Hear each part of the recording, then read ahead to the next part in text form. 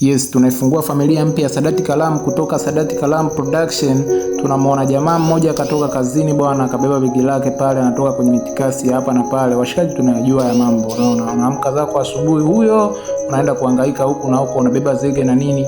Jamaa karudi, anafungua mlango pale, anataka aingie apumzike baada ya kutoka kazini. Jamaa anaingia ndani, baada ya kuingia anageuka hivi, anashangaa, mbona kuna mtu hapo kwenye godoro langu, na anajitingisha kabisa.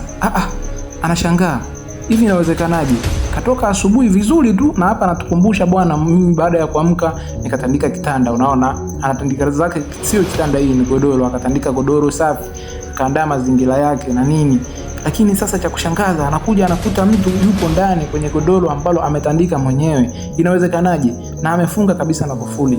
Unaona, anatukumbusha kabisa, bwana, mimi nimetoka sijamwacha mtu yeyote, na hiki kiumbe kinawezekanaje kuja? Na baada ya kuondoka, jamaa akaomba bwana, kamomba Mwenyezi Mungu, nisaidie katika mitikasi yangu, nisaidie katika shughuli zangu zote, niweze kurudi salama. Na kweli karudi salama, lakini alichokikuta ndani, usiombe ikukute, omba uione kwa jirani. Huyu jamaa bado hatujamjua jina, tutamjua huko mbele, tutajua anaitwa nani bwana. Jamaa akawa ametoka ile asubuhi, akafunga zake mlango, anaelekea kazini. Unaona, anafunga zake mlango, anaelekea kazini. Hii yote ni kumbukumbu ndugu zangu, hii yote ni kumbukumbu. Tunakumbushwa the way alivyotoka ndani mpaka sasa hivi. Tunaona kabisa mlango wake alifunga, halibana kabisa. Unaona, halibana na kufuli pale, Lakini sasa cha kushangaza, huyu jamaa anaingiaje ndani na kufuli ameweka? Jamaa kaweka kufuli yake, kafunga kabisa na funguo, lakini cha kushangaza anamkuta mtu ndani. Anaweka zake funguo hapo, anaanza safari yake ya kuelekea kazini kwenye mahangaiko. Unaona, hizi zote zilikuwa ni kumbukumbu ndugu yangu mtazamaji, zilikuwa ni kumbukumbu. Anatukumbusha alivyotoka, lakini anaona jamaa huyu kalala hapa na anajitingisha kabisa. Ni kiumbe hiki kwa macho ya kawaida ya binadamu, anamuona jamaa anajitingisha. Unaona, ingelikuwa wewe ungefanyaje?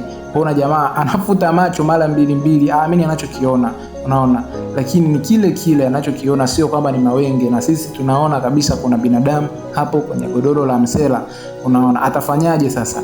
Jamaa anaendelea kujitingisha sana, anaendelea kumpa hofu ya kutosha. Jamaa anaogopa, lakini ghafla anaangalia pembeni pale, pembe kabisa, anaona moto unawaka.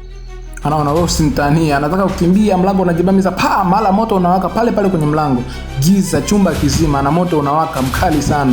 Jamaa atafanyaje? Tukutane sehemu ya pili. Na lakini pia ndugu watazamaji, tuna wadhamini wetu akiwemo Mr. Low Price almaarufu kama Makongo. Huyu ni muuzaji wa nguo za kike. Kama una dada yako, mdogo wako, nunulie nguo bwana, kwa sababu Mr. Low Price ana punguzo kubwa sana la bei, 10%. Lakini pia na wewe kama unataka nikutangazie biashara yako, nifuate DM tuongee vizuri. Na anauza nguo za aina mbalimbali, blouse, suruali, sketi, na anapatikana Dar es Salaam, na ana supply mizigo yake ndani na nje ya Dar es Salaam. Kwa hiyo unaweza kumpigia katika namba hiyo unayoiona hapo, unaweza kumcheki Mr. Low Price mkawasiliana. Pia usahau kulike, kushare, comment.